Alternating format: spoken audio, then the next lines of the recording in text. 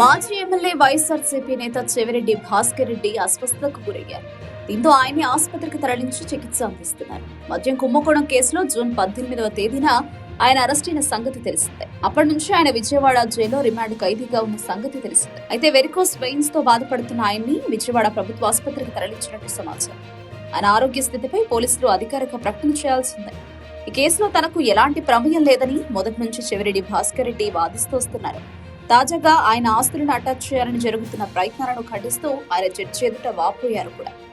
నేను లిక్కర్ వ్యాపారం చేయలేదు, ₹1 కూడా లిక్కర్ నుంచి సంపాదించలేదు. రియల్ ఎస్టేట్ చేసి నేను సంపాదించుకున్నా. లిక్కర్ స్కామ్ కేసుతో నాకు ప్రమేయం లేదు. నా కుటుంబం అంతా మద్యం కేసు వల్ల చిన్నాభిన్నమైంది.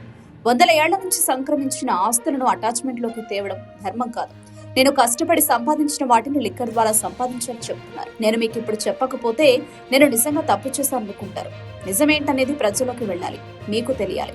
కూటమి ప్రభుత్వం సంతృప్తి చెందే వరకు నన్ను జైల్లో పెట్టినా నాకు భయం లేదు. ఎన్ని రోజులైనా జైల్లో ఉంటాను అని ఆవేదన వ్యక్తం చేశారు ఆయన.